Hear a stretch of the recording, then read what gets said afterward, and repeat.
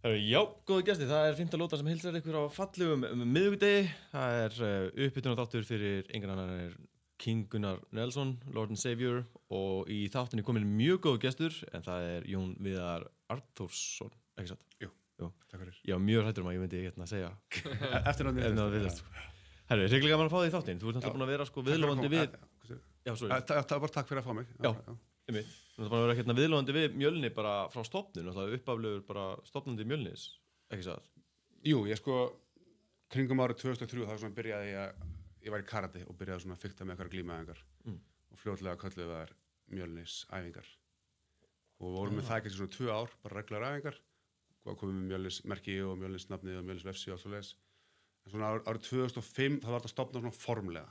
Já. Þá sameinist við strákum og vorklass og voru þá aldrei 9 manna hópur sem svona stofnuðu Mjölni bara þú veist með kennitölu og föstum æfingum og byrjum að leigja okkur aðstöðu og svoleiðis. Þið voru þið Gunni þá að æfa saman Já, ég kynntist Gunna held ég bara, ég fyrst betur ekki segja ég byrjaði að kynnast Halla. Ég var kennari minn í Hagaskóla.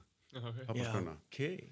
Og svo fór ég að fulli karate eitthvað síðar og hitti svo Halla einhverjum mörgum árum seinna á okkur karatemóti og þá kynnti mig fyrir Gunna sem var þá 15 ára.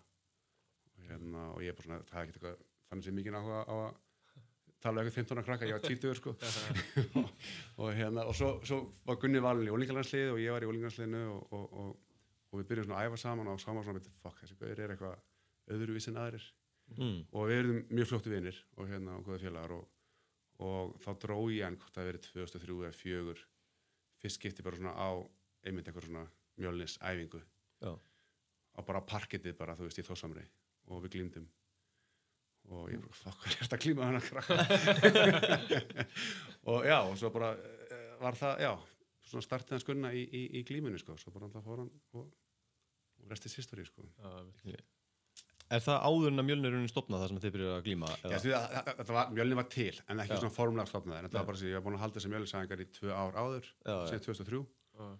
Og fekk oft gesti skilur, þú veist, hér og þaðan bara, þú veist, Árna Ísaks og fleiri til að koma og kenna hjá okkur.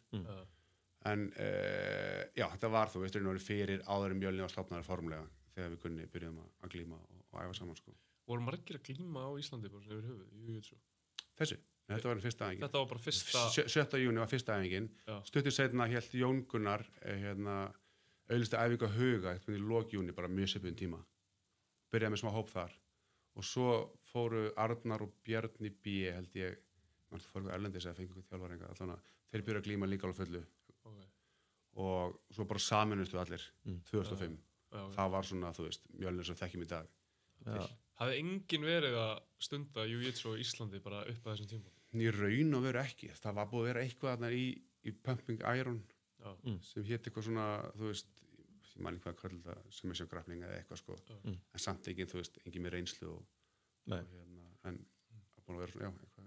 En í raun og veru þú veist, þannig sem Mjölni bara svona upphafið af þessu allu. Og þú ert tvítugur og færð eitthvað 15 ára pjakk í hendunar. Já, og finnst mjög skrítið hvað erfitt að díla við 15 ára krakka, sko.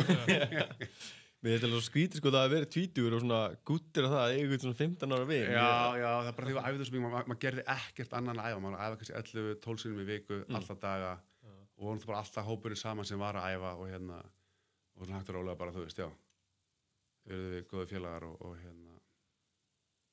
og svo alltaf bara, þú veist, eldist maður og Gunni eldist og við byrjum að lyfta saman og æfa saman meira og svo byrjar Gunni alltaf að fara erlendis og taka fram úr okkur öllum. Þú veist, voruð þið eitthvað spá í, þú veist, á þessum tíma? Þú veist, voruð þið að fylgjast með UFC eða, þú veist, vissu hvað MMA var? Já, ég byrjaði í bardaðartum 96, það byrjaði í karate og fljótlega eftir fórum við að leigja bara í okkur aðrir félaga mínir, leigja þessar Waff-S UFC spólur sem voru UFC 1, 2, 3, 4 og eitthvað upp í eitthvað 15 eitthvað maður ekki. Þannig vissum við hvað UFC var, en samt einhvern veginn vakti að enga mikla spennu hjá okkur, sko, fannst eitthvað svo eitthvað að róa eitthvað og eitthvað það. En það var ekki fyrir, sko, 2002, 3 eitthvað leis, rétt var hann í heldarsveistu Mjölnisæfingu, þar sem ég byrjaði að horfa á Pride, sem var þá einu stærra enn UFC á þeim tíma og voru fullt af bara risa stjörnur sem setja fóru síðan yfir UFC það var svona MMA-keppni í Japan síðan Pride Já. og það svona, þú veist, það heillaði mig svo mikið það var tæknilega orðin miklu, þú veist, það var alltaf miklu meira pro-sjó og það var hvernig svona, þú veist, byrjaði maður að googla þessa gæja eða þessum gæja með netinu og finna einhver gömul kennsluvídeó og downloada þeim og prófa svo á systur sinni og svo einhverju vinnu sinnum og svo þykast kenna þetta nýri okkur mjölninsæðingu Hver var svona fyrsta fyrirmyndin þín á svona úr Pride? og Pride, það var Kazushi Sakuraba Já, þetta þau. hann alveg maður bara fjall fyrir honum sko. hann var svo eitthvað allt öðru sem allir og einmitt tók þessa greysi gæja og krumpaði saman hana, þú veist, fyrstu árin og svo kom Krokop eftir honum ég er alltaf svo gaman að því að þú veist, kickboxinu var gaman að sparka, hann gekk vel að sparka og ég sá hvernig Krokop sparkaði þannig að það var ég svolítið svona menn crush á hann sko og og byrjaði að fylgja honum álega svo ég gæti bara fylgst með öllum bardögum og Hvernig fylgdist maður með Pride á þessum tíma? Var það líka bara vídeospólur? Já, menn maður downloadaði þessi bara það var ég man ekki hvað það hét þessi downloadanar fóruð á þessum tíma 2003, 4, 5 þá downloadaði við alltaf bara kvöldi eftir og horfðum sér á það saman og vorum alltaf með svona stór vídeokvöld með eitt skipti þá heldum við svona árshátíð Mjölnist það verið 2005 leigðum Regnbogan sem er gamla bíóparadís núna og bara, þú veist, horfðum á Pride bara, þú veist, á bíóskjá, sko, þú veist, þetta var allt svo nýtt og allt svo spennandi og eitthvað, allir einhvern veginn bara, þú veist, geðið spennti fyrir svo og til í þetta, sko. Talandi spennandi, sko, náttúrulega Gunnar að fara að berjast núna á laugardaginn, það er ennþá spenna, maður finnur það, bara auglýsingum allt, bara hvað ætlar að finna, hvað ætlar að fá Bardagan og svona. Bardagan er sýndur í mínigarðinum, heimavelli Bardaga þetta. Þú getur fylgst með öllum Íslendingum og berjast í mínigarðinum, þar sem við skemmtilegum viðburði fyrir alla Bardaga aðdáendur. Næst er að Gunnar Nelson í London og því næst Reykjavík MMA á Kate Steel sem og Mjölnir á Golden Ticket þann 29. mars. Og ef þið langar að byrja í Bardaga íþróttum, þá er það Reykjavík MMA það sem markar þitt uppaf. Reykjavík MMA hefur ný grunnnámskeið á hverju mánuði, kickbox, jiu-jitsu, box og MMA á Viðarfjörða 2. Er það ennþá svona, þú veist, finnur því að það er jafn mikil svona spenna og svona í kringum MMA og Gunna og Mjölni og eins og þetta hefur alltaf Nei, ekki alveg. Nei. Það hefur orðið aðeins meira svona minnst, það var eitthvað svo, þú veist, á sínum tíma þegar Gunni var að byrja og þegar hann kannski barðist oftar, að þá var þetta bæði miklu meiri fjölmiðlum og öll þjóðin einhvern veginn bara stoppaði þegar hann barðist. Núna ef maður heyrir fólki að segja að bardaði helgina, það bara byrja bardaði helgina. Þannig að það er ekki auglýst eins mikið í fjölmiðlum og ekki eins mikil spenna lengur. Það er heldur spennaðan þá, en ekki svona, sko, þegar Gunni var að berjast við, þú veist, Damian Maia og bara allar þessar risa bardaga sem hann barðast þessum tíma, það bara heilu brúðkaupin stoppuðu, árshátíðar stoppuðu, það var bara skemmtiatriðin stoppuðu, dagskráin stoppaði, bara horft á bardagan og svo hélt partíið áfram. Þannig að það var bara þjóðfélagi gjörsamlega bara svona fraus alltaf þegar Gunni barðist. Já, það er einn mann, sko, þegar ég var að horfa á svona gamla Gunnar bardaga. Hvað heit hann DeMarcus Johnson sem hann barði við fyrst og ég held að John Annick hafi kallað hann efnilegasta bardagamann Evrópu. Það var ekkert eðlilega mikið hæp í kringum hann, sko. Nei, hann var alltaf rosalega hæp, sko. Hann var og er fáránlega góður, sko. En þú veist, þegar mann berjast kannski minna, svo Gunni, 2 ár sem barðist síðast, það er kannski alveg eðlilegt að, þú veist, að rankið færi og maður þarf að vera aktífur til þess að vera í þessari topp áratu, sko. Og fólk svona gleymir mann í pínu, sko. Já, en bara eins og það tíðanbíl, 2013, 14, 15, 16, skilur þú veist, það bara, Gunni mátti ekki, sko, spila eitthvað nýjan tölvuleik, þú veist, í símanum sínu, bara Flappy Bird segja eitthvað, það var að koma á netið. Það var komið bara á forsíðu Vísis. Og bara í manni, þegar held ég að verið 2014 eitthvað, það var Mjölnir, sko, 7 sinnum á forsíðu Fréttablaðsins. Þú veist, það var bara allt sem Mjölnir gerði og allt sem Gunni gerði var bara eitthvað sem allir vildu vita. Þú veist, Gunni fór að keypti, og alltaf maður postaði eitthvað, ég postaði kannski, fórum inn í H&M eftir bardaga, konar fólk að sé, þú veist, inn í einhverja Gucci búð og keypti sér eitthvað fáránlega hluti, sko, og svo fórum við Gunni inn í H&M og Gunni keypti sér eitthvað joggingbuxur, ég postaði því, þá var það bara forsíðu Vísis, bara Gunni fer í H&M eftir bardagan og það var bara allt sem hann gerði var bara þjóðin vildi vita. Ég man alltaf eftir eitthvað svona Gunnar Nelson fékk sér Langajón. Já, akkurat. Akkurat. Það var alveg góð saga, sko. Ég kann hann ekki alveg, en ég man alltaf hann og Þráinn, sem var svona hans besti vinur og æfingafélag á sín tíma, og voru búin að leita út allt af Langajón, bara þessu bakkelsið. Og svo loksist þegar fundið það, sko, og þá postuði mynda sem er Langajón, og þá kom það sjálfsög í fjölmiðlum líka, þegar það fundið Langajón. Pældi í þessu.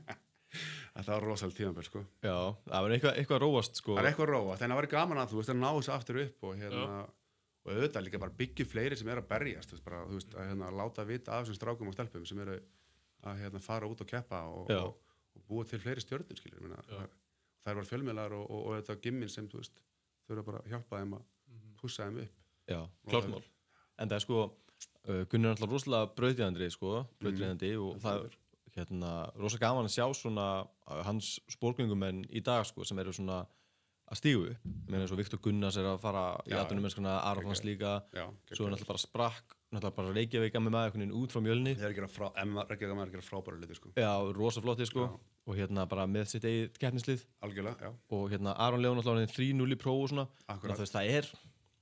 Það er svo mikið efni sem gæti tekið við keflinu, sko. Heldur betur. Það er svona... Ég segi það er fullt af mjög hluttum strákum og það bara, þú veist, að fá einmitt bara svo ykkur og gimmin sjálf og fjölmenn til að, þú veist, að láta fólk vita hverju þetta skilur. Já. Og þá fyrir fólk að fylgjast með og, þú veist, og þá veit að fleiri hverju þetta og ekki kemur athygli og þeir vera stærri og eiga öldri með að fá okkur að sponsa og geta þá stunda sporti, skilur, þannig að vera að vinna 84 líka, skilur, allir leginn. En talandi svona gamla UFC-bardaga, þú verður bara að fylgja Gunna rosalega lengi. Þú varst á staðinu þegar hann barðist sin fyrsta bardaga í UFC og svo framvegis. Ég var svona að velta fyrir mér svona hvað var svona þitt hlutverk. Þú varst í hornin hans í seinni bardaganum. Ég var held ég ekki í hornin í fyrsta bardaganum. Nei, þú varst í stúkunni, sko. Ég var í stúkunni, já. En það var samt nógu merkilegu til að fá sko smá camera time. Já, það fest smá camera time, sko. Já. Ég var bara að æfa alltaf samanskilur, þú veist, og ég satur alveg bara sætunum Gunna eitthvað, því Gunni fær alltaf svona 3 sæti útvegu, 4 sæti, ég satur og það sem ég fengið camera time.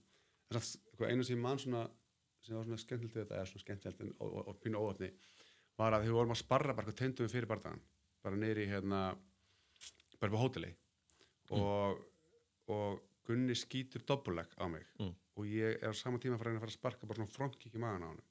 Þannig að hnéð á mér og andlitað á Gunna bara, þú veist, klassa, enga hlífar, eða skilur þú veist ekki með hann hlífar og það opnast skurður á hökun á Gunna. Nei. Bara, þú veist, 5 dögum fyrir fyrsta UFC-bardagan. Og halinn alltaf panika, sko. og við allir, skilur og að því, þú veist, hann getur verið disqualifier, skilur, hann getur verið bara, þú veist, að fá ekki berjast því hann er með skurð. Sko. Þannig að því betur fyrir að var Gunni með smá skeggana, þannig að hann féldi aðeins og svo þekkti við læknin. Það var að æfa í gimminu sem Karl Hansson sem er gamall þjálfari í Manchester sem Gunni æði hjá í gamla dag. Og við þekktum hann og svona einhvern veginn komumst við í gegnum bardagan. En sem segir sko þölurinn, manni hver það er, en þölurinn segir bara því Demarcus Johnson sló hann aldrei sko. Og skeiði bara, Gunni blóður, þú veist, hvað en það er bara, þú veist, það sem gerist 20 áður, fyndið það, þegar maður horfir á barðan aftur sko, þá hann endar með svona blóð hökutöp sko, og ég var einmitt bara en þú, hvað er að gerast þetta? Ok, þannig að þú varst búin að gefa hann skurð þannig áður. Það er ekki séns að maður segir við UFC eitthvað, herru, ég fekk bara skurð, getið þið hringt í mig seinna eitthvað. Það er ekki búið. Við reyndum að fjölda þessu gátum sko. En þú ferð út til London núna eða hvað? Já. Ferðu alltaf á Gunnabardagann eða? Nei, svo eftir þetta var ég alltaf í horninu hjá honum, næstu 10 bardagaflis í UFC. Og alltaf þegar hann var í Vegas var ég alltaf með honum og sem hann svo bara undur geðtækifæri að fá er partur af því. Sturla. En jú, ég fer núna út og ég hef ekki farið núna bardaga alveg í 5 ár eða eitthvað. Okay. Tekið mér strákið með þeim sem er 13 ára gamall. Einmitt ólst upp með Gunni bjó alltaf á Háaldunni hjá okkur og Conor bjó upp á Háaldunni hjá okkur og þegar hann var gutti var alltaf bara þú veist í kringum Gunna og Conor og þeir í ammælina svo fleis en hann aldrei fengið að sjá þetta live þannig að ég er mjög spenntur að taka mig út sko og leiða hann að sjá þetta live. Drauma barnæska hljómar bara eitthvað Conor. Conor McGregor fór sko þú veist og gett ykkur ulla full handunum í 2 ára ammælisgjöf og eitthvað svona þú veist. En fyndi, mætti Conor McGregor ekki ammælið þitt eða? Það er geðveikt, en já til að kannski ríkapa spurninguna sem að ég var með á hann er svona hvað var þitt hlutverk í horninu af því að þú svona hékkst eða svolítið á grindinni sko? Já, sko það sem ég var mest að gera ég var bara að sjá patsa og þekki Gunni bara þekki hans ógeðslega vel ég veit nákvæmlega styrkleikana hans og veikleikana hans og alltaf John Kavanagh er alltaf þjálfarinn hans en ég var bara með það því ég sá bara patsa unna og vorum að sparra og vorum að við vorum kallað inn þú veist fyrir strækingi skilur þú veist að því ekki strækingarskunna alveg mjög vel Þannig þú ert svona striking coach? Já, ég sá hann kippa sig í Mjölni alveg í 1.000.000 ár og sá hann keppnisli í Mjölni ég örgulega kornaður yfir 100 MMA bara Conor alltaf Bjarka og Magga og Ataði strákar ekki MMA og allt þetta gamla keppnislið Mjölnis í Conor það allt saman sko. Þegar Sunna var Evrópumeistari, þegar Egil var Evrópumeistari, þegar Bjarki var Evrópumeistari, Conor öll sko. Þannig að alltaf var mjög mikið að Conor í gamla það. Hvernig líður þér svona þegar Gunni að stína þing? Það ég held að það sé meira stressandi að vera upp í stúku, nú er ég bara upp í stúku. Ég held að það sé meira stressandi heldur en að vera með honum sko. Ég held að það sé svona ég veit ekki hvað ég sko, en ég er alltaf að finna mjög mikið stress sko. Þegar líka þú þekkir eitthvað svona ógeðslega vel, það er bara ekki að sama horfa bara eitthvað berjast. Eitthvað sem kannast við, svo bara þetta er eitthvað náttúrulega æskuvinur skilur þú veist, og voru gjörsamlega búin fylgja allan ferilinn.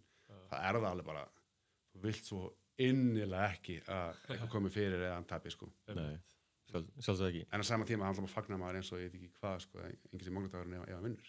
Ertu meira stressað fyrir hann, veist, núna heldur en með að við kannski fyrstu bardagana hans í UFC? Nei, ég held ekki. Ég held að þetta sé alveg líka var ágæðis matchup fyrir hann sko. Þátt að Kevin Holland síðan alveg drullu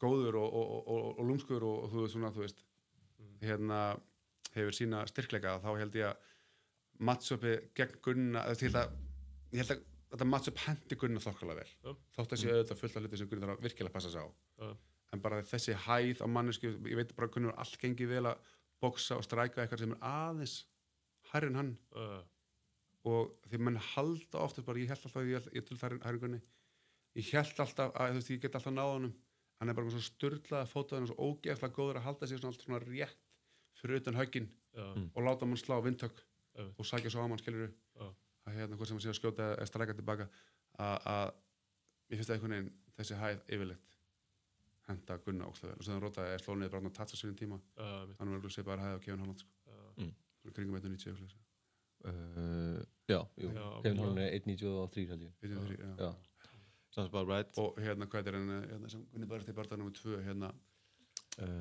barða nr. 2 Jorge Santiago já, hann var líka svona töluð þærri Gunni og Gunni gekk mjög vel að strækja móta slá hann mjög mikið sko en hann var samt alveg fokker sko hann var alveg efnilegu sko algjörlega það var alveg töff barða sko. en ég held að Gunni var aðalega bara ástrækja hann já, sko, fyrsta, ég man að fyrsta lótan var alveg svolítið tæp, sko, og ég held að Santiago hafi tekið hann á einhverju skórkarti, sko og mér langaði að spyrja það að því, sko, út af því að fyrsti UFC-barðan hans gengur svo vel og hann náði söppinu, var ekki bara fyrsta lóti svo kemur hann niðan á móti Santiago sem bara gauður með 35 barða og fyrsta lótinu er svolítið erfið og þú veist, Gunni svona nær að taka niður en nær ekki halda honum niður og er svolítið að éta högg í fyrstu lótu með hendurna lágt og svona svolítið eins og hann væri kannski ekki þú veist, eftir að læra þú veist, hvernig leiðir bara svona leiðin inn í aðra lóti þegar hann er bara, þú veist, hann er alltaf inni hjá með einhverjum killer sem er kannski svolítið erfiðar að eiga við heldur en aðrir fyrir anstæðing það er bara langt síðan, sko, ég man ekki hvernig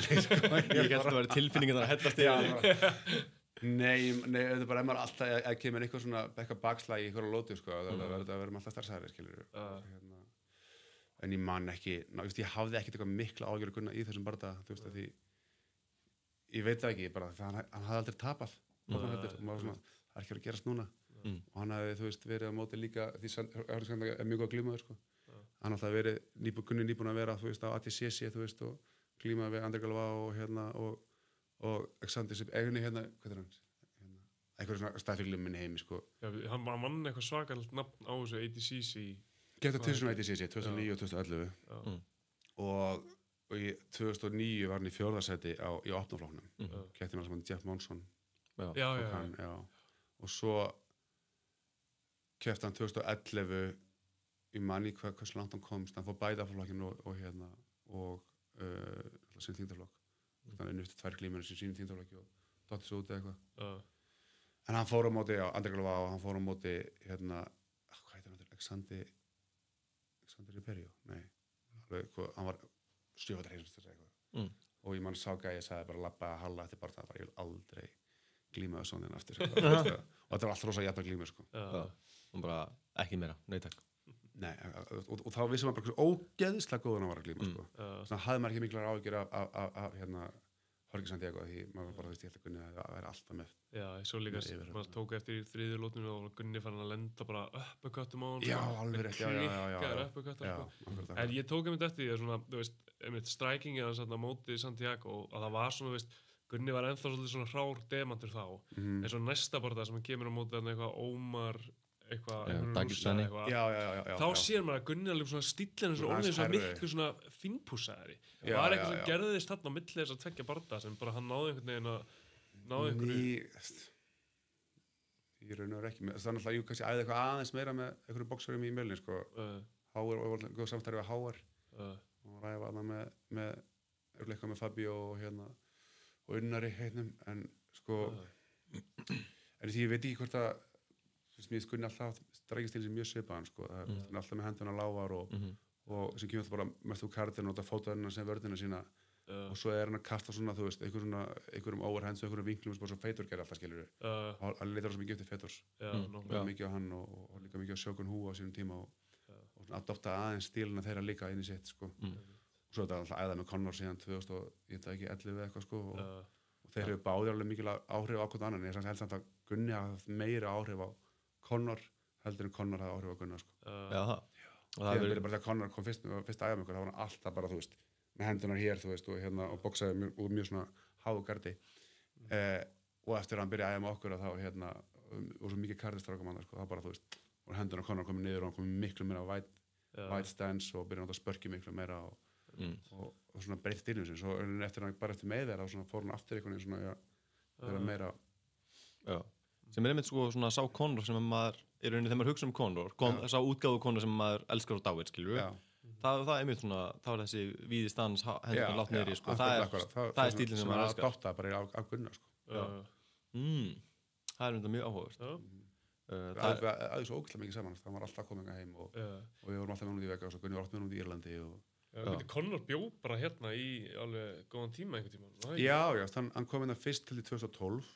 Þá bjóð hann upp á hálftíð á mér. Svolítið aftur, eitthvað nokkrum mánuð seinna kom hann aftur, bjóð upp á hálftíð á mér. Fórum hérna norður og vorum með æfingabúðir á Akureyri, á Fenri. Og svo 2013, 2014 eða eitthvað, þá kemur hann hérna og fyrir bardagan fyrir UC Dublin.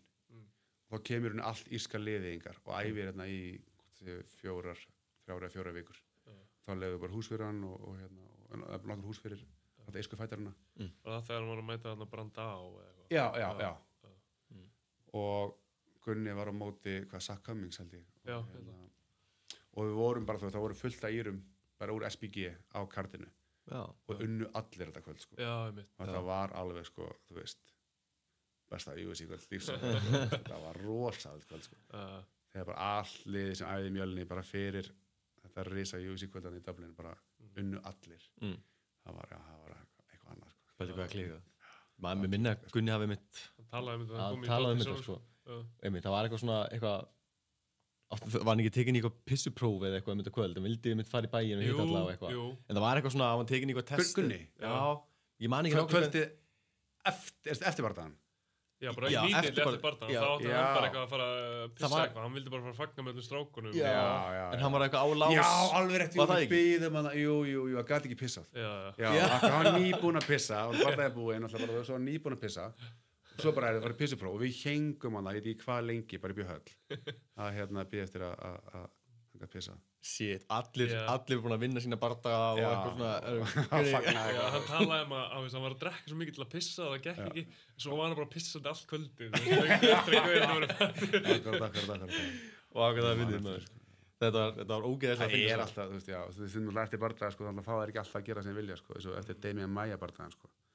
Þú veist, þessi Conor vinnur aldrei, vorum þá búið í Vegas hérna einhverjum 3 mánuðum áður, eða 4 mánuðum áður, Conor vinnur hérna Seth Mendes, og Gunni tekur bara það sann á, tókar hann út, og bara þú veist, kvöld lífsokka, við verðum bara fyrir baksviðs og bara með Schwarzenegger að drekka viski og Dana White og Fertitta-bræðrunum og eitthvað svona, og ég bara þú veist, eitthvað svona, ok, þetta munur aldrei gerast aftur, bara ég ætla að njóta þessara stundar, sko, þú veist, að vera að drekka viski með Schwarzenegger, sko, en gekka gaman og svo bara eftir partíu upp á hótel og svona, þú veist, klikka kvöld. En svo eftir, þegar Gunni keppir síðan Damian Maia, þá eru við sendir í heilaskanna eftir á. Hann var lamið svo lítið þá. Já, hann fekk alltaf mikið höfuðvögum þá. Og og Conor alltaf rótar Aldo hann á 13 sekúndum og við sjáum það sko við erum þar bara, þú veist, við rétt svona kíkjum fram úr höll alltaf við búið skilur síðan bara ferðið aftur inn í búningsherbergi svo getur svona kíkt, svona gæst fram skilur og við gefum þetta fram í og Halli og Gunni og sjáum einmitt hérna Conor róta Aldo og bara allt trilli sko og svo bara leiða hann búin að róta hann og sé að Tyson svona lappar á mót okkur, þú veist, hann bara flý áður en allt verður brjála sko en svo erum við sendið bara við heilaskanna hérna til læknir, eða bara aukstar í einhvern heilaskanna og missum eiginlega af öllu kvöldinu sko þannig Conor að fagna hérna Aldo bardaga sko Þannig maður fær ekkert að gera nákvæmlega það sem maður vill sko eftir bara alltaf, nei og svo líka þetta, ef það er tapskil þá sé ég ekki stemming mér sagði John Kavanagh, hann gæti alltaf fagnað eftir bardagan hans Aldo en Conor svo Aldo út af því að hann vorkaði Gunnar svo mikið Veitu, hvað klikkaði í þeim bardag? Það var í raun og veru bara það að sko Gunnar leit ógeðslega vel út í uppbytuninni og bara alla vikuna og alltaf enga tímabili bara, þú veist, það var eitthvað svo skrítið en það sem gerðist og hérna að bara hann það fekk ekki hita hann fekk bara eitthvað stein í magan, hann gat alltaf andað allan tíma og var bara gjörsamlega orkulaus bara eftir, þú veist, ég veit ekki 3 mínútur það var bara svona mjög slæmi í bardaganum að því þessi Gunnar glíma við ekki miklu betur en tölvöld betri glímumenn á ADCC og þeir geta ekki haldið honum svona eins og hérna Demi Maia hélt Gunnar þannig að það var, þú veist, Gunni var bara gjörsamlega orkulaus og var bara eins ólíkur sjálfum sér og maður bara svona já og Gunni áttalega þetta dílarinn á milli hann var svona inn á milli þá svona við vorum að æfa þá svona kvartaði hann yfir eitthvað svona þú veist eitthvað svona var eitthvað sem var að þú veist taka orkuna úr honum ég gæti aldrei útskýrt að hverju en hann samt komin yfir það núna en það var svona smá tíðanbel eitthvað 2-3 ár sko Alltaf hafi verið sálrænt eða eitthvað svona líkamlegt Þetta gæti alveg hafi verið eitthvað sálrænt ég veit það ekki hann har aldrei sagt mér það sko en hann alveg bara þú sagði mér bara hann hafi verið að deyja í magan sko það væri bara einhver nullungur bara í maganum allan bardagan sko það gat ekki performað Það er rosalegt það er glata að þú fær svona tækifæri Já, þegar maður fær svona tækifæri og að því að líka bara það var eitthvað svona þetta var svo ótrúlega skrítið hann var svo ótrúlega ólíkur sjálfum sér ég veit það og manni fannst eins og Demi Maia hefði eitthvað ekkert að ég hafi verið eitthvað expert á þessum tíma skilur en allir sem hafa horfið á þetta voru eitthvað svona það er eitthvað off Já, akkurat það var það sko Já, en það var eitt sko það er eitt bardagi sem ég alveg þóla ekki í og það er bardaginn gegn Rick Story sem er fyrsta tapið hans í UFC hann er alltaf sitið svona óþarlega og svona óþægilega í mér sko hvað, þú veist, nú er svona striking coach sem var snöðum í hóttunni og svona var það steinn í maganum eða hvað klikkaði það sem klikkaði það var bara leið að Gunni kemur við Rick Story að finna hann bara þannig að svitna olíu sko þannig að Gunni náði aldrei taki á hann hann er búin að bera á svo olíu nei, það sem er gert bara gamalt wrestling tricks er bara þú ferði í bað þú veist kvöldi áður eða morgunin fyrir bardagan eitthvað svona olíubað þannig að líka með svona sogar í sig ég er ekki sérfræðingum í þessu en líka með sogar eitthvað eins og olíu í sig og þú byrjar að svitna að þá svitnar alltaf svita og eitthvað olíu með og þá verður þú svo ógætt að sleipast bara gamalt wrestling trick sem við verðum notað í 1.000.000 ár en er sjálfsögðu þú veist ekki leyfilegt og Gunni fann bara hann kom við hann bara náði engu tæki á hann bara mist hann alltaf úr höndunum á sér þannig að Gunni náði hann aldrei niður eða svona almennilega skilur þú veist hann ekki náttúrulega bara það en æxlaðist en ég man bara að þetta var fyrsta sem Gunni sagði þetta bara þannig bara ég var allir út í olíu sko Var það 5 lótu bardagi? Já, það var alltaf main event á main event, það var 5 lótu bardagi sko það fór hann ekki splitt ég man það ekki nákvæmlega ég var aðeins að glugga á hann en ég man ekki nákvæmlega ég er með tapolísi hérna jú, það var splitt það var splitt sko Gunni náðarlega slá hann alveg ansi oft sko já, og það sást alltaf á honum sko akkurat og hann hafi verið sko Rick Story var svona aðeins virkari sko ég man líka Gunni fekk akkurat, þú veist, virkari og hann líka náði að sparka alveg vel í lappina Gunnar sko ég man bara ég var að hjálpa hann upp stigan hann á hótelinu eitthvað bara Gunni bara alveg delleg eftir sko hann náði að taka allt bánsið úr Gunna með þessu lókikum akkurat það hefur alltaf verið sko mér finnst eins og menn séu svolítið svona fyrsta kryptonauta hans Gunna er svona að sparka í fremri fótinn í vinstri fótinn sko og mér fannst eins og Rick Story hafi verið fyrsti maðurinn til að svona fattaði það hvað það var hvað lág vel undir höggi sko og Gunni var farin að stansvitja rosa mikið sko en það var einmitt svona einhvern veginn hvað glíman var einhvern veginn ekki on og ég var myndið að horfa á þetta bara ég var horfið í dag og þetta var einhvern veginn ekki Gunni skilja því að Gunni bánsar svo mikið inn leiðir með afturhendinni einhvern veginn og neglir og fer svo beint í glímuna það var bara einhvern veginn það var ekki til staðar og meira þess að þegar sko þegar hann nærur niður svo tvisvar í 3 sekúndur bara ekki halda. Nei, þannig að hérna Rick Story bara allur út í olíu þarna á þessum tíma og já, hann var bara að glíma einhvern álsæði Gunni, það var bara, þú veist, hann bara einhvern veginn mist hann alltaf, bara náði engu gripið hann út af því hann var svo ógeðslega olíuborinn, sko. Já, ég hef heyrt af þessu, maður þekkir þetta trikk, sko, að hérna olíubressi og maður heyrt að hérna einhverjir strákar mæta á hérna jiu-jitsu-mótin hérna heima og eru ansi sleipir, sko, eru svona svolítið sleipir, en hérna ég þekkti svona eitt dæmi en sá strákur segist nú bara að nota ógeðslega mikið af olíu og það sé ekkert ekkert svinn, sko, hann bara alltaf allir í olíu, skilur þetta er bara lífstíl en þannig það, en ég ætla aðeins að diskutera hérna, Kevin Holland núna á laugardaginn, þú varst aðeins fann að rýna í bardaðan en hérna, getur aðeins krafið hennar bardaða dýbra, sko, eins og leggkickin þú veist, nú er náttúrulega hérna Kevin Holland hrigalega langur hann kannski, ég man ekki hvort að Kevin Holland sé eitthvað sérstaklega að fara í leg kicks en þau náttúrulega liggja vel úr höggi er þetta eitthvað sérstakt sem hann þarf að áhyggjur af og hvað væri svona besta leiðin að skunna til að countera þessi leg kick? Þessi leg kick, það er alltaf bara besta leiðin að countera leg kick er alltaf bara stíga á mótið þeim, sko fannst hratt inn á mótið þeim og getur, sko og balansar hann þannig og stíga á móti? Bara stíga innlega, bara þú leg kickar eitthvað og því lengar sem þú stígur inn í leg kickið því þú veist aumar að verði sparkið máttlis að verður og þú kemst nær honum og þú kemst nær honum þegar hann er öðrum fæti og slærið hann þá eða hann er að grípa í hann þá alltaf með öðvöld fyrir off-balance hann þannig að þú veist, yfirleitt er það besta leiði að geta, þú veist, stokkið inn á sama tíma og lesið það en alltaf getur ekki lesið það alltaf, þú veist getur ekki lesið það og það legg ekki en Gunni er góður í því að lesa því hérna, ég veit alveg hann er góður í að lesa leggið þannig að hann fengi fullt af leggikum en sem hann á erfitt með að gera alltaf því hann er í svo djúpur stöðu er að tjekka þig, skilur, þú veist, og þetta sköfluginn á móti og færa fótinn, þannig að hann þarf annarkvort að beila frá þeim og sækja beint eftir á eða sækja inn í leggkikið, skilur, þetta sama tíma hann sparkar að stíga það inn með hægri beina og fara svo yfir í Já, er ekki menn oftast svona að reyna að lyfta fætunum og hafa eins lítinn kontakt í jörðina og vanlega, eða svona? Jú, þú veist, allir gangur aðeins, sko, það er svona þrjár basic útgáfur til að forast leggkikinn er einmitt að, þú veist, annarkvort að stíga inn á móti þeim og drepa það þannig, bara svo stígur á móti baseballkylfu, skilur, þegar ég slæði hérna væri að vant en það kemur alveg upp að mér, það myndir ekki hérna nærið sem mikið fyrir að saman leggkikið. Hitt er, þú veist, að beila frá, bara taka fótinn rétt aðeins frá og sækja beint inn eftir á. Og þriðja er það einmitt að tjekka sparkið með því að lyfta hníðan upp og snóskapnum aðeins út. En það er svona damage fyrir báða, sko. Þannig að hérna... Það er ekki vilt verða fyrir þann sem sparkar? Jú, yfirleitt, sko. En það er líka hversu harfa skaplingu þú ert með og hversu... Hver er þörskuldurinn skilur þú veist, þannig að það er svona allir gangur á því, sko. Er þetta ekki verða ef þeir eru svona opposite stance og svona, þú veist, southpaw og orthodox sparka móti hverjum öðrum þegar það lendir svona sköflung í sköflung? Jú, alltaf veipur. En það opnar fyrir alls konar aðra hluti. Ef annar Southpaw hinn og orthodox opnar fyrir ákveðna hluti með sparkleikin, sko, hver getur sparkað og bara þess að þetta er gott dæmi bara Krókop, skilur, hann alltaf sem er trikkin, skilur, hann var Southpaw og hann dúndra alltaf vinstrihættinum í liverina aftur þar til að, þú veist, þar til að höndin byrja að fara niður og þá, þú veist, byrjar hann sparkið nákvæmlega eins en lyftir því upp og það sem ekki líka er sem hérna er að slá með hægri höndinni fram, eftir að sá bara að vera með vinstri fá hann til þess að slippa í áttina að sparkinu það er sátt og Krókop veit ekki róta ógeðslega marga þannig aðeins slippaði til hægri og vinstri fótinn kom á átan þá, skilur Já, þannig er búin að fyrir henni Já, það búin að slippa í áttina frá högginu og fótturinn og getur því Ekki svolítið eins og Leon Edwards náði Úsmann?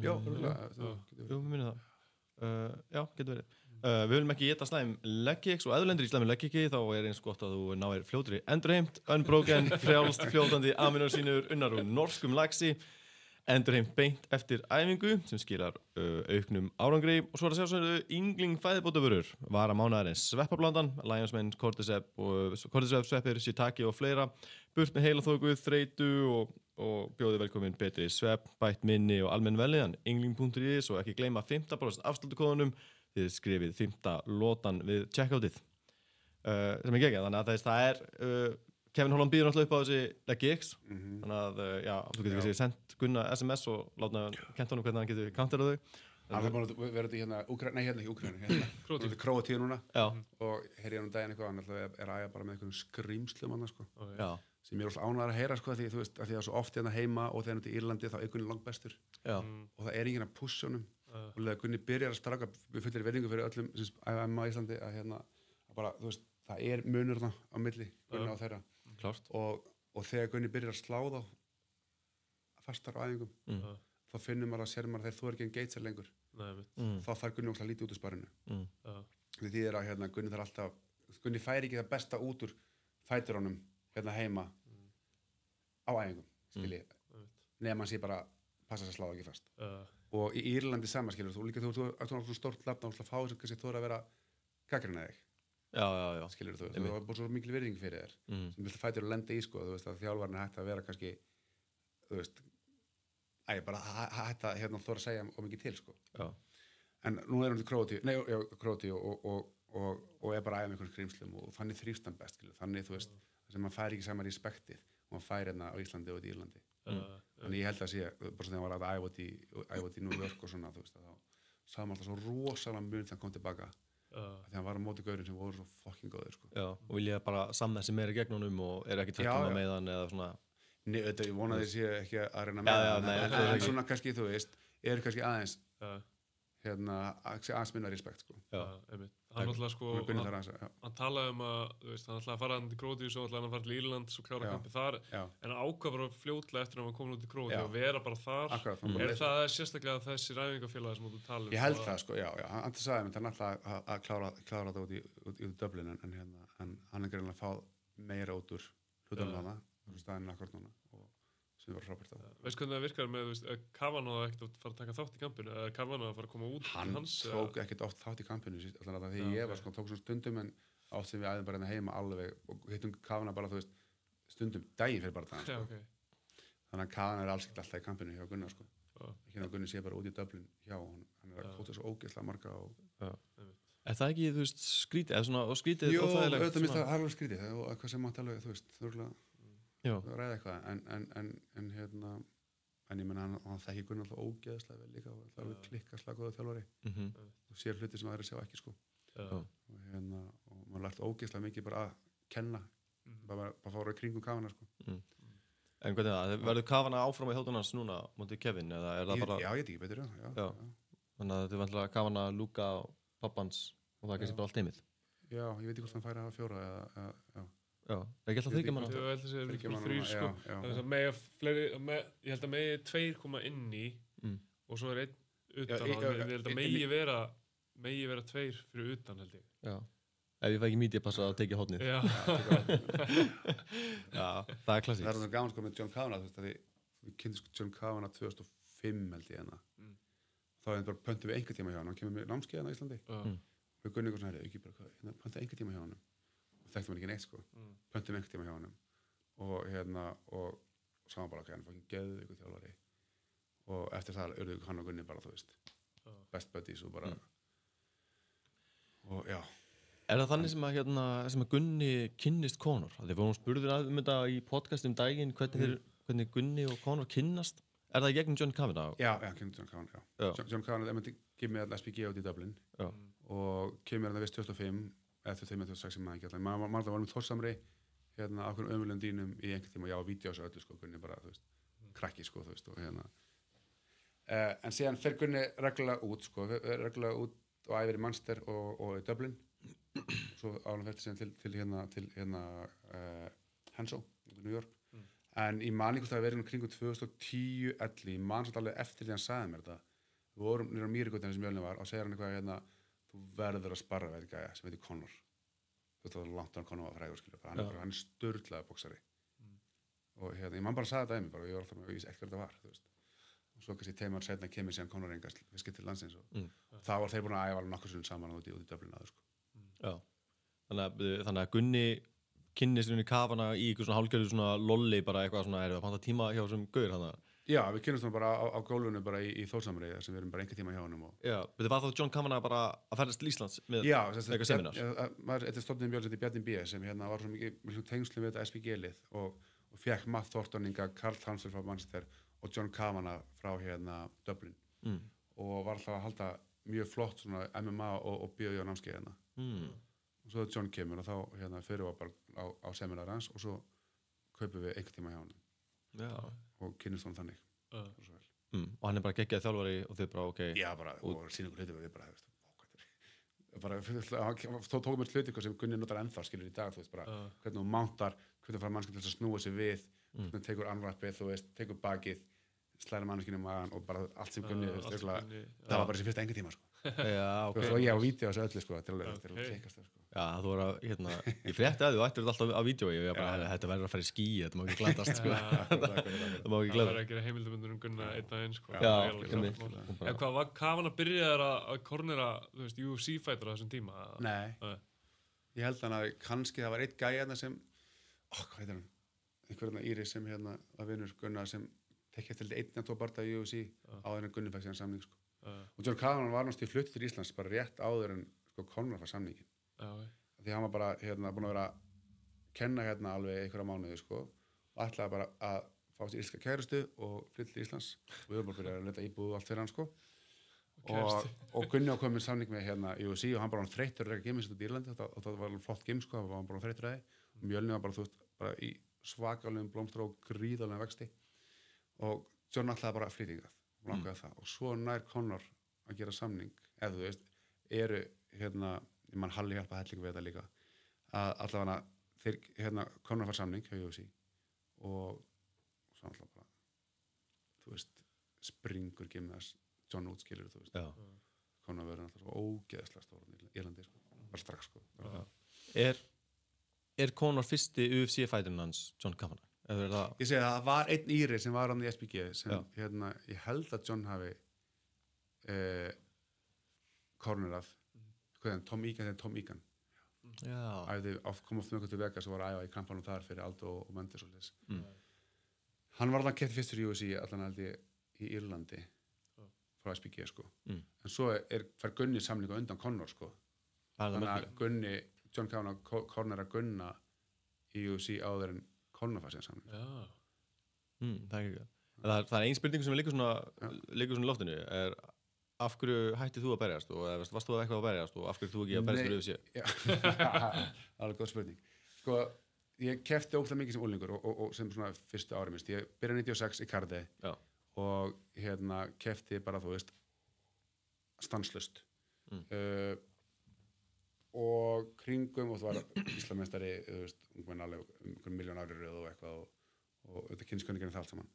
Síðan byrjuðum með Mjölni og ég þú veist, verð bara svona pínu bara, þú veist, Mjölni verð bara svona pínu svo barnið mitt, ég er alltaf þar. Ég er alltaf þar að þjálfa, ég er alltaf þar í aðgustunni, ég er alltaf þar að klippa ykkur vídeo, ég er alltaf bara í öllu þar, sko. Og hægt og rólega fann ég bara svolítið tíma til þess að æfa. Því keppti, þú veist, að Mjölni er Open 1 og Mjölni er Open 2 og eitthvað svona glímmótum, eitthvað svona amateur boxmótum, sko, eitthvað tveimur. En svo bara kringum 2008 þá hætti ég að sækja sérsveitina hjá lögreglunni og fer eitthvað sprjála ferli og vill alls ekki með mig. Og eftir það bara hætti að keppa. Þú veist, ég einhvern veginn bara byrja að kenna og æfa það mikið, að kenna og sjá reksturinn Mjölni það mikið og einhvern veginn að vera í horninu öllum eitthvað að ég hætti að hafa tíma fyrir minn eitthvað barndagaferil eitthvað, eða þú veist, þannig að Þú verður svona klassísk mamma sem að tekur öll börnin sín fram með sjálfan sig. Já, það var svona pínu þannig, sko. Þú veist, maður bara, tók sér aldrei frí og var bara alltaf niður í Mjölni að gera allt hvort sem það var þrjá klóstið eða kornera eitthvað, það var í öllu, skilur þú. Heldur þú munið einhvern kornera einhverja MMA-fættur aftur? Nei, ég held ekki. Ég held ekki sem búið með, ég kornera alveg yfir 100 okkar bardagan og mjög ánægð með það sem ég fengi, tækifæri sem ég fengi, sko, en nei, ég er bara komið svo mikið yfir í kvikmyndabransann og eða ekki kornera bardaga síðan systemi keppt á EM 2018-19 eða HM eitthvað og ég var stórlega ég muni gera það aftur, sko. Áður en ræðum kannski aðeins kvikmyndabransann, þá vil ég minna á M-Fitness, íþróttafatnaður, lóð og ræktabúnaður, stóð 15 og Tryggvabraut Akureyri. Það er hægt að kíkja inn á mfitness.is. Það vorlínan var að lenda og einhver útsala í gangi. Svo sér þessi prepparinn, Makros bar, það er svo auðvelt að borða holt eða prepparinn í kring. Ef þú ert að fara í fyrst skipti, þá getur alltaf treyst á Mexíkóskálina. Það var svolítið fyndið, bæta aðeins við hérna hvernig fórum við að borða daginn rétt á hann að fara út, sko, einhverja vika á hann að fara út. Þá hann spyrir mér, skilur, bara hvort ég sé, hvort ég búin að duglega að æfa? Ég nei, það fannst ég verið svo svipaðri hæð og Kevin og það var það fyrir hann að spara sig mig. Já. Ég sagði bara, ég ekki fara endast með 2 mínútur, sko. Ég held ég búið með henn að flaka, sko. Það er Gunni gaf þér svona lúk, svona, gætur aðeins. Já, alltaf að taka á mér hana. Já, gætur, sett það í hanska og komið þess. En þú sagði hérna systin keppt á EM, Sunna systin? Nei, hún heitir Imma, systir mín. Já, ok. Nei, ég var alltaf hátinu á Sunnu á sínum tíma, þú veist, og keppti bæði Invicta og EM og bara. Nei, systir mín heitir Imma og var margótt Íslandsmeistari í hnefaleikum, var hérna Íslandsmeistari nokkur ári röð, ósigur á Íslandi í hnefaleikum. Já, ok. Með sigur er flestu stelpur sem. Já. Og keppti hún eitthvað Emma líka?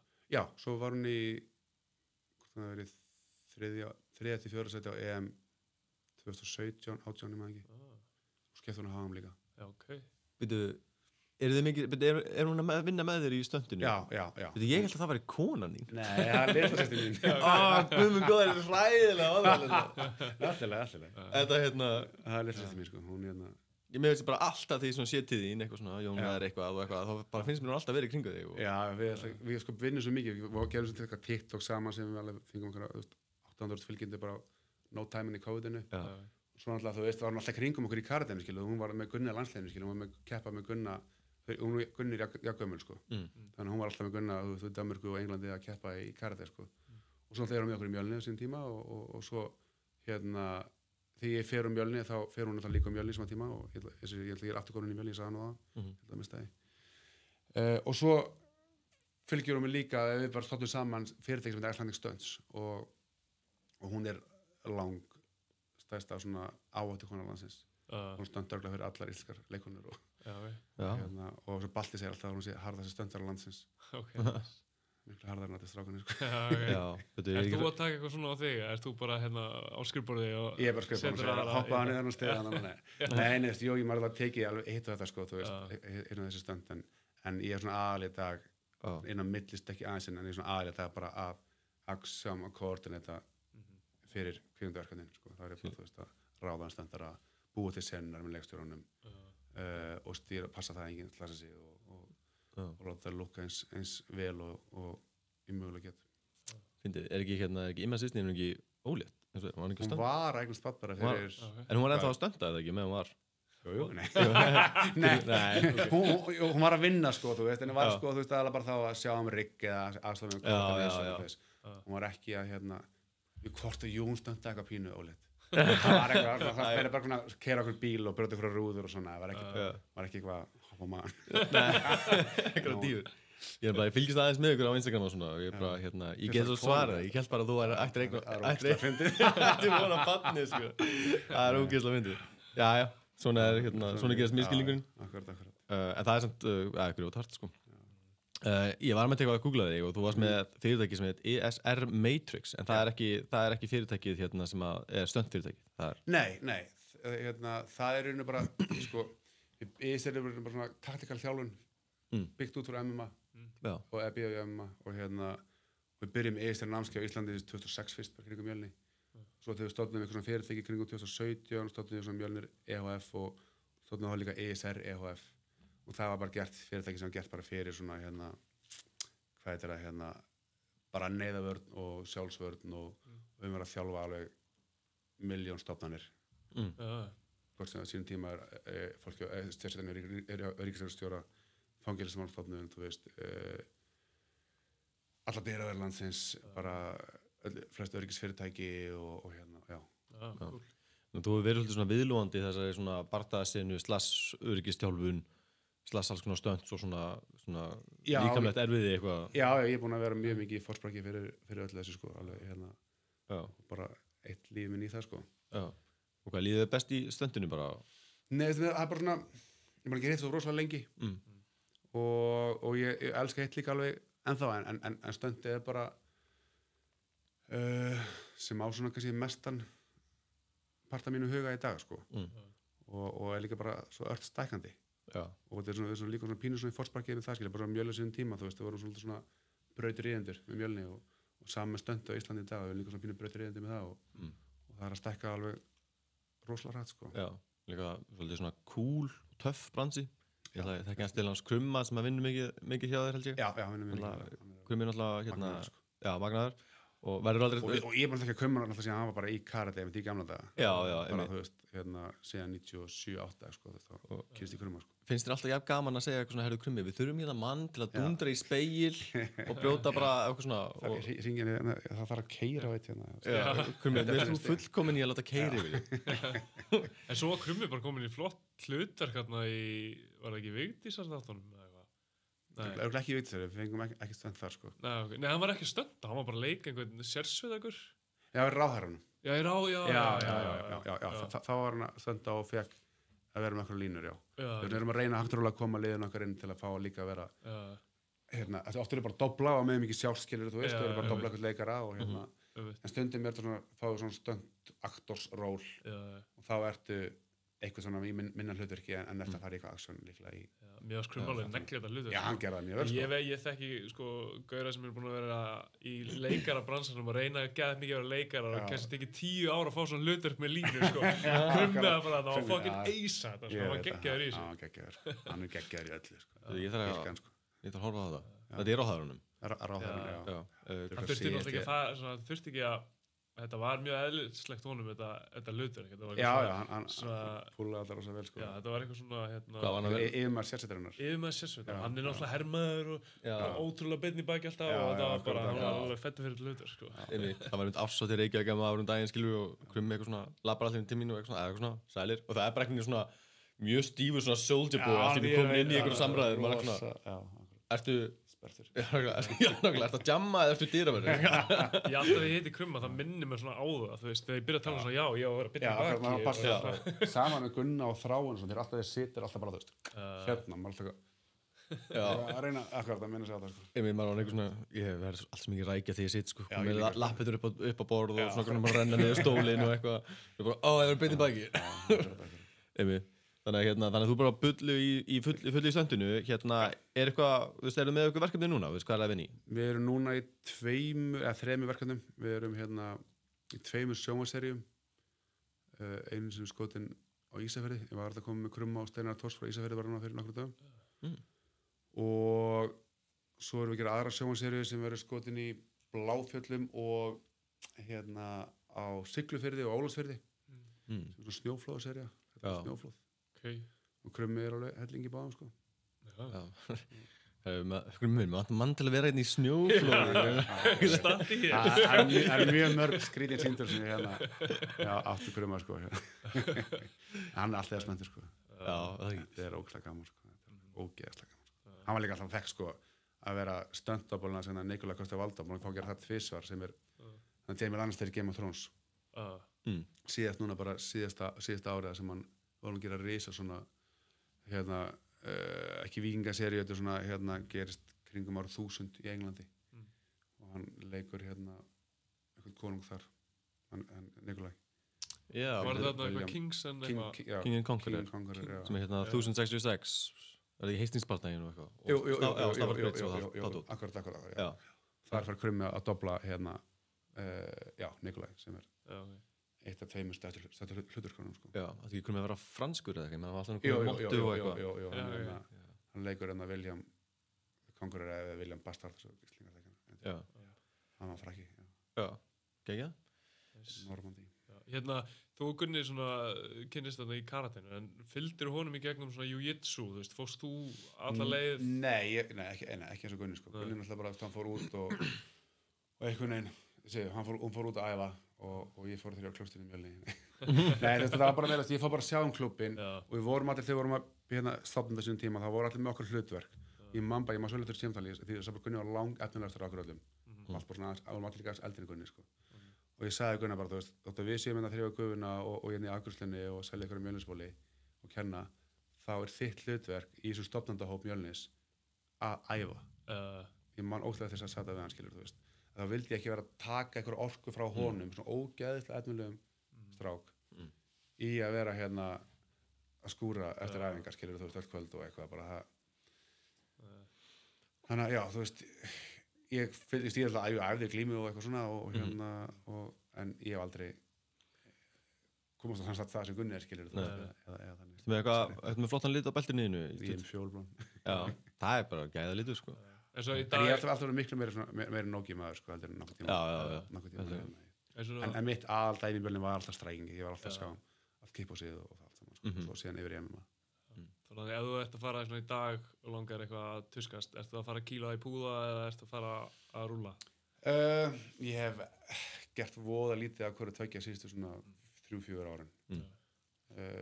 Tekur svona sirpur í glíminu sem tekið ykkur nokkra mánuði og glími að fullu og svo hætti ég og svo bara þessi kvefandi bara að segja svona ógeðslega óhentugur bæði öllu fjölskyldulífi, öllu rútínu og öllu æfingadeimum, alltaf okkur 12 tíma tökum býr svo hver að gera, það er keira þetta er svona oft 14 tíma dagar þá er ekkert eitthvað svakalega mikil tími til að Já, býr þú í Hveragerði? Já. Er þú tengdur á Hveragerði eða maður líka?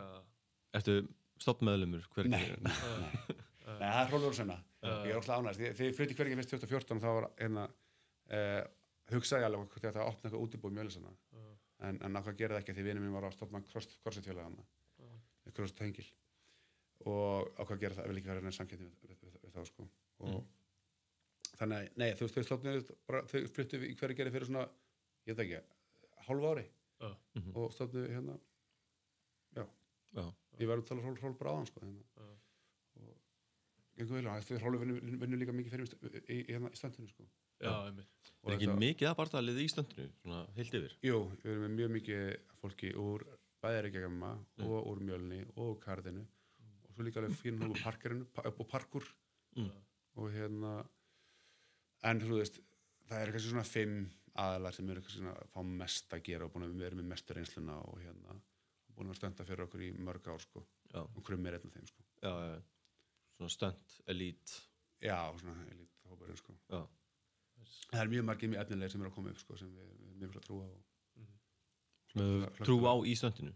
Já, það er bara fólk að við erum svona stöndæfingar skilur og fullt að lið sem mætir á þær og fullt að lið þar sem er mjög efnilegt og maður sér ekki alveg gert góða hluti í stöndinu í framtíðinni sko. Já, það var segja efnilegt, menn æfa stönd og performa og þú segir bara hverju eru betri. Já, það er ógeðslega margt sem spilar inn í skilur, hvernig getur performað fram að myndavæluna, svo bara hversu safe þú er ég bara treystar að móta einhvern leikara sem er með, þú veist, 100 milljónir á dag, eða skilur þú veist, og þú slæstar hana þá er ég skorinn að háls. Þannig ég þarf að treysta þér gjörsamlega að fara að móta einhvern stórun leikara, slastöðan. Og svo er þetta bara hvernig fjarlægskennið, hvernig tímasetningin, þú veist, hversu fljótur þetta munar rútínuna þína og halda rútínunni þinni, þess að ekki að breyta, skilur þú veist, eitthvað. Og þetta snýst skilur ekki bara slagsmann, það snýst líka aksturinn og fölliðin og allt það, þannig að það þarf alltaf að vera nákvæmlega eins og þetta var í tökun áður. Fætti mig. Já. Það er svona alls konar hlutir sem spila inn í, en 1, 2 og 3 er bara tímasetningin, performancein og öryggi. Það þarf að vera alveg spot on allt saman, sko. Það þarf að vera svo ógeðslega mikið traust.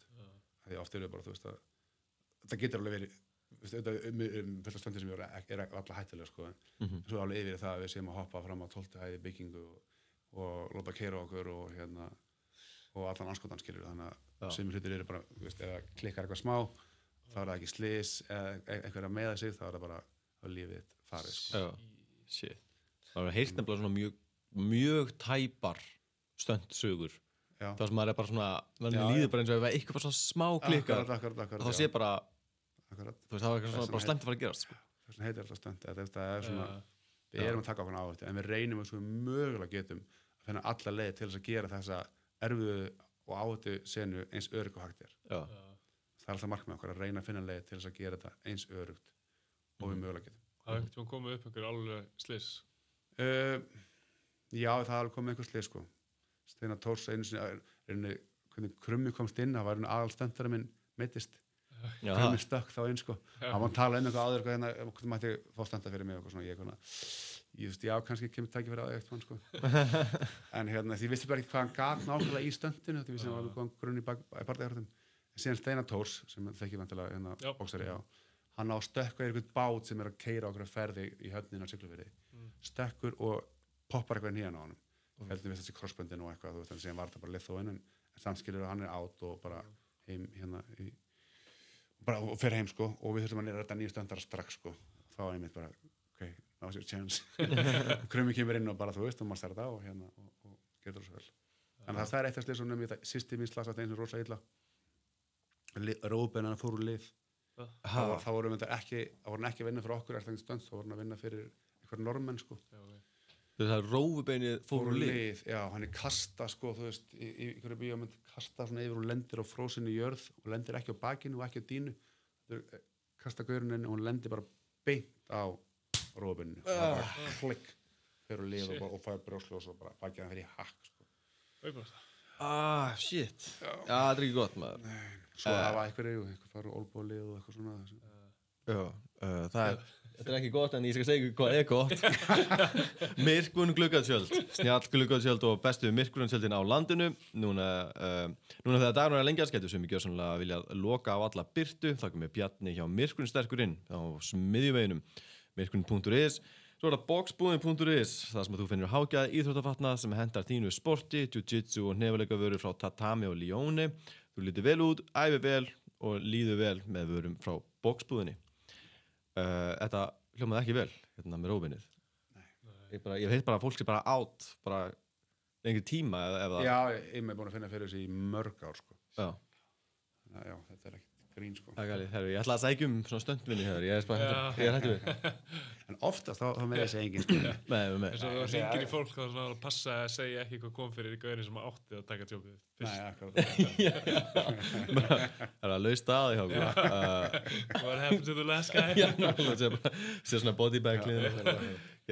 Hérna, ég sé að þú ert í ykkurum hérna svona Gunnar Nelson ból. Er þetta eitthvað nýr bólur? Er þetta nýtt mörg? Þetta er merch? nýr bólur sem voru að koma nýr í Mjölni, já.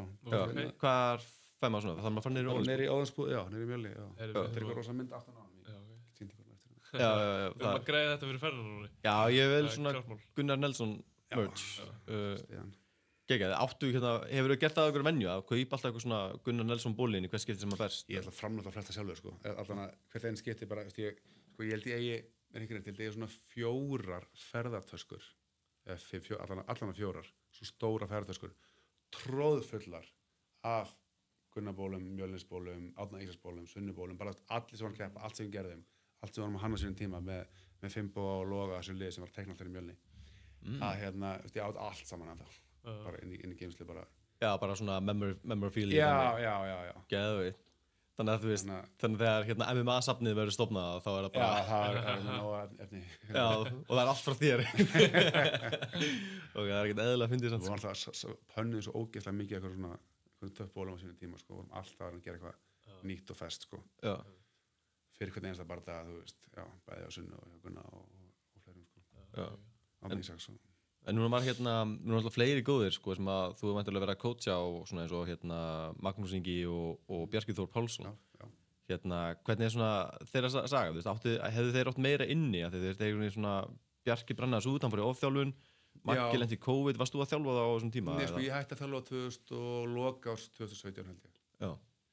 Síðustu barndaginn sem konuna Bjarka Þór var, þegar hann tekur til Rímats, þegar gæði sem hann tapaði fyrir Englandi, þá þegar Rímats og hann vann hann. Ég man ekki alveg, já, allavega, man ekki hvað það var. En, nei, þeir var alltaf báðir ógeðislega efnilegir og flottir, sko. Ég man bara þegar komið fyrst að hérna, og voru algjörði tappar, sko. Og voru svo duglega bara að gera hlutina sjálfur líka. Fóru fyrst skipti út, þú veist, þeir fóru fyrst skipti hérna út að keppa, fóru bara 2 saman eitthvað svona, einhver klöppan út í Englandi. Og voru bara mjög svona, já, maður sá bara að það voru gæjar sem vissi alveg hvað voru að gera og vissi alveg hvert þeir vildu fara, sko. Og svo bara aðeins keppnisliði Mjölnis alveg í öll þessi ár, sko, og ég fór miljónsinnum út með þeim, sko. Þú veist, jú, ég meina, Bjarki, mann eftir því að hann fór þessu áþjálfun, sko. Svo á saman tíma þá tekur Bjarki síðan stofnar Reykjavík MMA með þessum strákum og það er alltaf bara ákveðin pakki, bara svo ég fann því að ég var að stýra Mjölni, skilur, það er ekkert eitthvað auðvelt að vera með eitthvað risa gym, hvað þá það Mjölni var, ég man ekki hvað vorum fáránlega, hvað það stækkaði fáránlega hratt, sko. Og Bjarki er að finna það núna, Reykjavík MMA er að stækka mjög hratt og það er ekkert grín að vera að stýra því öllu og sjá allan skítinn þar. Nei. Og svo að vera eitthvað að hugsa sjálfa sig að keppa, sko. Nei. Þannig að það sé líka alveg hafi haft þessi áhrif á Bjarka, sko. Og Bjarki var líka alltaf orðan pínu gamall þegar hann byrjaði. Já. Og saman með Sunnu, þú veist. Þau voru ekki svo Gunni, skilur, búin að æfa síðan voru krakkar og með þann bakgrunn. Þannig að þú veist, það er svona spilaði örglega eitthvað inn í líka. Já. Maggi alltaf aðeins yngri en hérna. Þau voru bara ógeðslega athletic og ógeðslega flottir og góði fættarar. Það var mjög gaman að fara með þeim út og fá að vera með þeim í þessu bardögum, sko.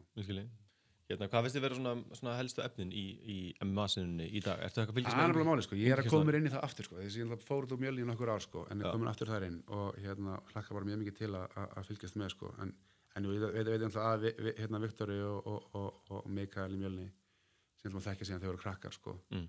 Svo veit ég að það eru alveg efnilega strákarna sem ég bara þekki allt og lítið, en ég er svona aðeins fyrir að fylgjast með maðurinn. En svo upp ég ekki að maður, en náttúrulega, þú veist, bæði Aron Leo og Aron Kevins sem alltaf maður fylgst svo mikið með og það er stönda fyrir mig, sko.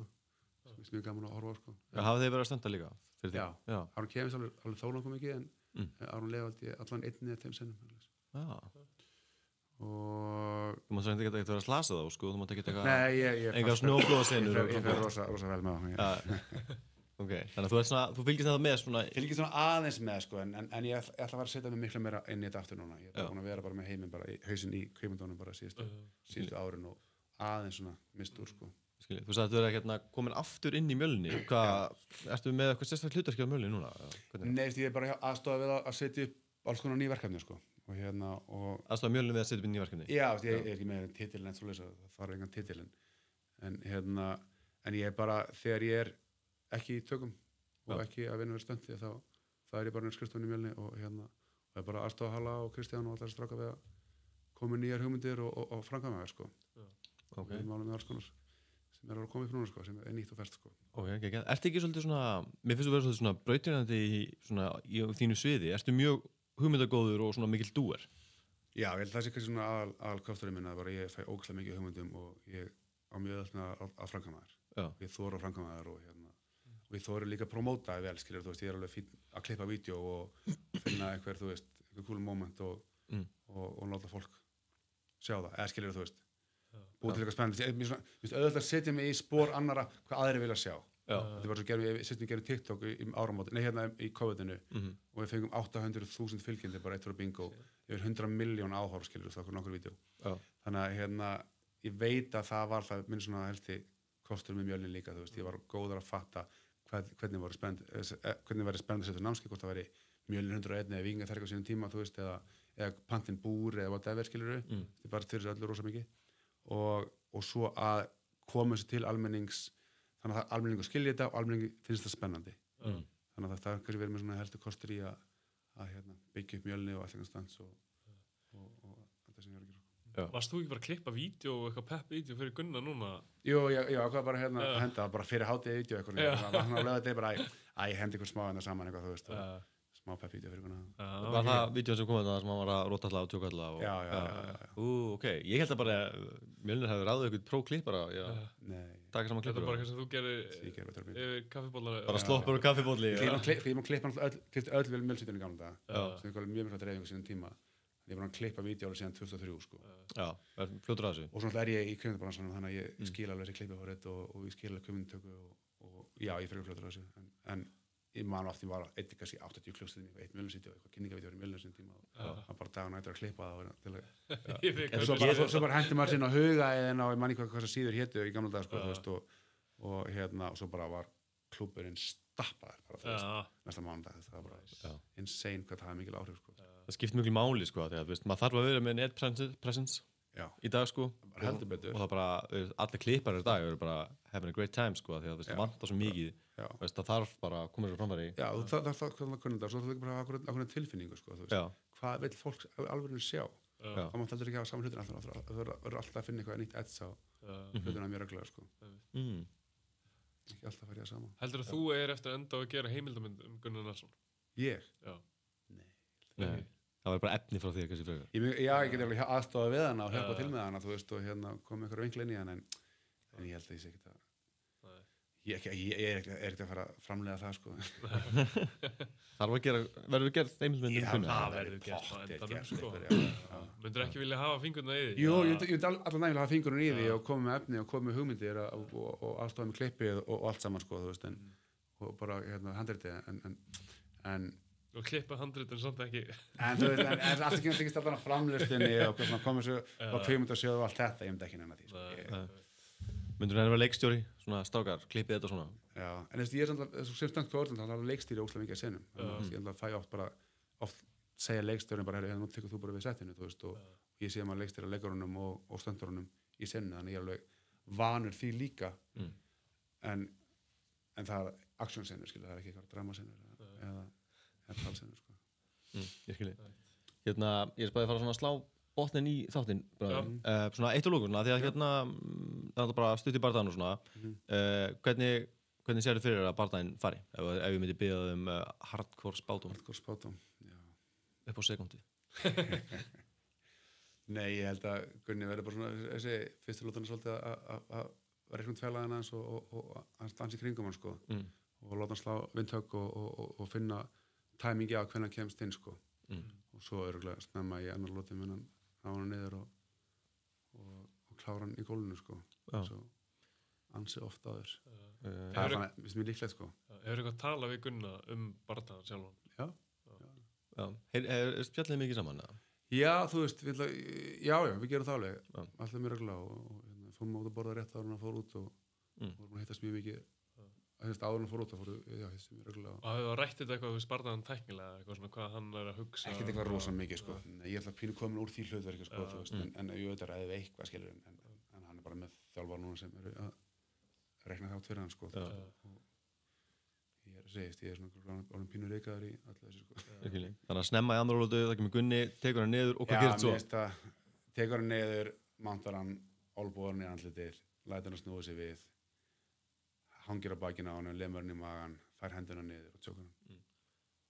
Tjókur hann út, Naked tjók bara. Já. Gunnar Special.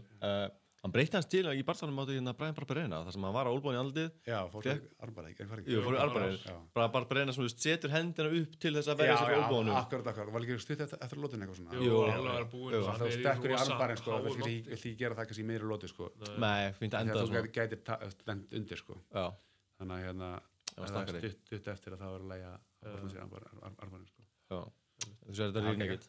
En það er Naked. Já, ég held að bara skrokkun á hann er þannig sko, hérna, þú veist, hann er langur og mjór og það henta Gunnar vel að vera bakinn á honum og stilla hendinu undir sko, þannig að kemur mér ekki ávart sko. Það er alltaf skítrættu við hann skilja, því hann er svo fucking lúmskur þessi gæi sko, bara hann Rottweiler Sakarei sko, þú veist. Á bakinu, var það ekki á bakinu? Hann lá á bakinu og bara, það var mjög sjokkerandi moment sko. Já, ég var spurður daginn hvort að Gunni væri ekki svona persóna sem hefði áhuga á rótöki, hvort hann hefði ekki áhuga á að róta menna, því hann er ekki með eitt svona rótök finish. Jú, hann er ákvæðan, hann er slegið menn alveg svona vangaður hressilega, bæði vangaðan Alan Joban alveg hressilega sko, sló hann harkalega og sló bara hann tass náttúrulega niður sínum tíma. Þannig að hérna, ég meni, hann er alveg mjög mikið á að því hann á eitt KO sko, það var alltaf geggja sko, það kemur sko. Já, náttúrulega ef maður myndi taka þetta með submissioni þá náttúrulega myndi hann hérna innsigla eða svona tryggja aðeins stöðuna sína sem svona submission artist velterviktarinnar sko. Akkurat. Og fær hann upp í hvað 8. Þá væri hvað 2 submission á milli hans. Það fær ekki eitt, það er eitt sem hann fær ekki talið í welterweight og það er hingurinn það var Katsveit, já, alveg rétt, já. Það er ekki bara til markers. Það var Katsveit, já. Sem var eitthvað misti vikt bara alveg helling, sko, það var eitthvað. Það var 1.83. Já. Akkurat. Það var semi-middleweight, sko. Ég man svo rétt, já. Og svo kemur ykkur middleweighta maður bara svona, já, ég skal bara gera mitt besta og kvæta niður og eitthvað. Það er svo ofta Gunni að vera undirbúið sér fyrir þannig að barða og svo fær hann eitthvað svona last time. Gunni átti sko fyrsta mætingur með einum, svo einhverjum öðrum og svo kom þessi til Markus og þriðji anstæðingur hans fyrir debut. Það er ekki svolítið trublandi svona leiðin í fyrsta UFC barða og það endur að fá 3 anstæðinga. Já, svo kemur við niður og opnar að það er andlitið 2 fyrir barðan. Mér finnst það að fyndi, sko fyrsta strike sem að Gunni hendir í UFC barða er bara eitthvað high kick, er svona semi eitthvað question mark kick. Áttu við vonu því að hann myndi gera eitthvað svona, bara straight off the bat bara eitthvað. Já, mitt svona alltaf aðal identity var alltaf spörkin, skilur þú veist, ég var alltaf að þjála Gunni öllum spörkunum sínum og það kom mér ekkert óvart að hann hendi það, sko. En samt var það ekki beint stíllina sko, hann var alltaf miklu meira að nota hendurna heldur en lappina sko, sparri sko. Það sýndi bara eitthvað svo hvað hann var game, fattur við, bara fyrsta strækið ever í UFC og hann bara high kick. Akkurat. Það er rosalega gaman, það er líka svo gaman að horfa á fyrsta barða hans aftur.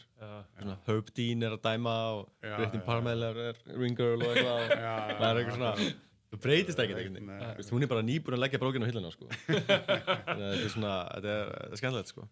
En hérna, ég bara segja þetta gott í bili, við þurfum að taka upp annað þátt og svona, þetta er fyrsti þátturinn í þessari viku, svo kemur út annar og svo tökum við eitthvað mjölnastaka í viðtalinu í næstu viku, þegar við fyrir út, og gefum út. Herru, það var bara ógeðslega gaman að fá þig í spjall. Takk fyrir mig bara, mjög gaman að að vera hérna. Eða ekki, þetta er hérna bara svona long overdue, sko, mér er bara langa að spjalla við þig mjög lengi. Þetta er hérna svona, fá svona OG spjall. En við eitthvað hérna, það verður gefin út þáttur í næstu viku, hann er ekki alveg ferskur, en að við erum að fara út á Gunna og svo til Albaníu og svo Kate Steele og Golden Ticket. Já, svaka ferðnaður. Já, það er smá. Við komum ekkert heim, sko. Við verðum bara úti. Reisa. Já, kannski kistu eða body bag. Eitthvað svo leis. Herru, við þakkum öllum fyrir að hlusta og við sjáumst bara aftur vikuleginni. Takk. Takk. Gekk, já. All right.